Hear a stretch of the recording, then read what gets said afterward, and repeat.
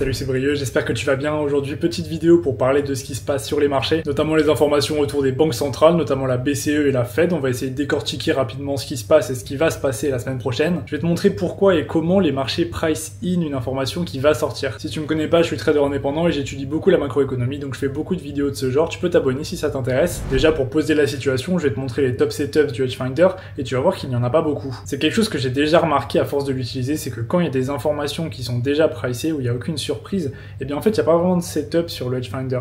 Il n'y a pas de paire qui est fondamentalement très haussière ou fondamentalement très baissière. Tu vois que là, à part l'indice Nikkei du Japon et le Nasdaq et le S&P, les paires Forex et les métaux, etc., c'est 5, le score maximal sur une paire. Sinon tu vois, en baissier c'est moins 4.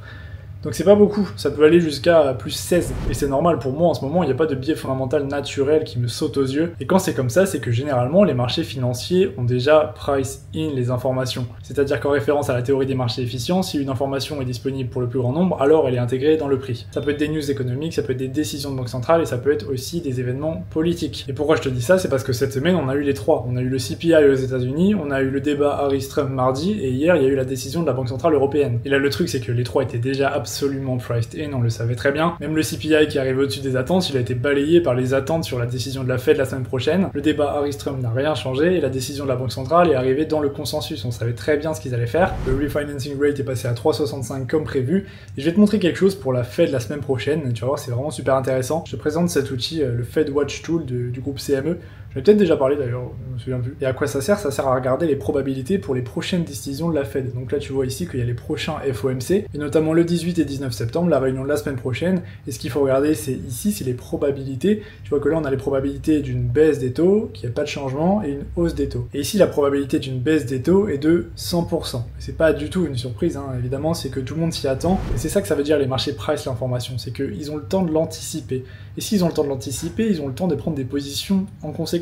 Et bien sûr, c'est pas simplement des positions forex sur le dollar, c'est tout le marché, c'est tout le sentiment du marché qui est impacté, et les probabilités sont prises en compte par rapport à ça, et par rapport également aux contrats futurs, par rapport aux swaps, par rapport à plein d'autres choses. Et regarde, je vais te montrer un exemple qui est le plus évident pour expliquer ce phénomène, si t'arrives pas trop à saisir de quoi je parle, c'est les bons du trésor américain. Je t'ai déjà expliqué dans d'autres vidéos la relation inverse entre le prix des obligations et le rendement que ces obligations à différentes maturités vont donner à l'investisseur. Et là, tu vois que les investisseurs qui sont rationnels, qui pensent au futur, qui anticipent, etc., je vais pas refaire tout le raisonnement, mais naturellement ils font l'arbitrage entre le rendement maintenant, aujourd'hui, et le rendement futur attendu, et ça fait un effet de correction qui va faire que les rendements à différentes maturités des bons du trésor vont aller matcher les taux d'intérêt de la Fed. Bref, et tout ça, ça veut dire quoi concrètement? Ça veut dire qu'il n'y a pas de trade à prendre. Voilà, désolé, c'est un peu triste quand tout le monde s'y attend, parce que tu peux pas faire mieux que les autres, tout le monde s'y attend, donc tu peux pas être le meilleur. Et là, ce qui va se passer, c'est que le prix va osciller jusqu'aux élections américaines, et il y aura pas franchement de bon setup, quoi. Il y aura pas vraiment d'opportunités flagrantes, parce que tout est déjà priced in, et là c'est que du bruit, quoi, c'est que du bruit, t'as pas d'opportunité fondamentale. Et c'est là où on va voir la différence nette entre les traders perdants et les traders gagnants.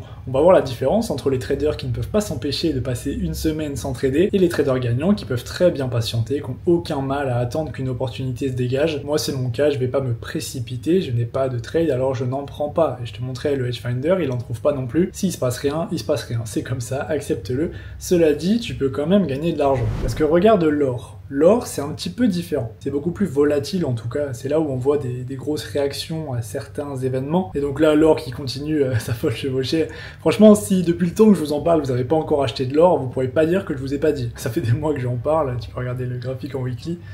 C'est juste aberrant. Voilà, c'est beau, c'est beau. Et donc pourquoi je dis que tu peux quand même gagner de l'argent, c'est que t'es pas obligé d'être trader tout le temps. Tu peux être investisseur aussi. Le mieux, c'est de faire les deux en même temps. J'en avais parlé à la fin de ma vidéo sur mon parcours de trading. Je te parlais d'un portefeuille total. Ça, c'est franchement fondamental.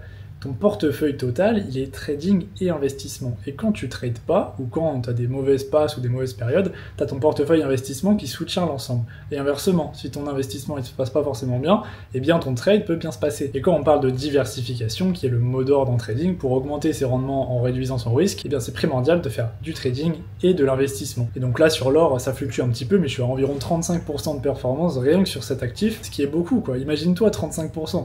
Imagine-toi n'importe quel capital, un déjà rien que, je sais pas, 10 000 euros, tu gagnes 3500 euros sans rien faire, juste en ayant acheté l'or. Pour moi, c'est franchement primordial. Bon, je digresse un petit peu. Tu peux t'abonner pour pas rater d'autres vidéos si jamais je décide de faire un petit peu des vidéos sur l'investissement. Même si, comme je te dis, j'en ai déjà beaucoup parlé. Acheter de l'or, c'est pas la première fois que tu m'entends le dire sur ma chaîne. Bref, voilà, petite vidéo rapide. J'aimerais bien continuer, mais il y a beaucoup de bruit dehors, il y a des travaux dehors. Donc bref. Donc je vais couper. Peut-être que je ferai une partie 2 pour parler plus en détail de l'élection américaine, notamment. Je pense que ça va être super intéressant. Moi, j'ai déjà un plan pour le dollar sur les 6 prochains mois. Là, je suis absolument préparé. Donc dis-le moi en commentaire si tu veux voir ça en vidéo. Sinon, je te souhaite une bonne soirée. On se retrouve ce week-end pour une vidéo backtesting en Python. Ça va être génial. Allez, c'était Brieux. Ciao.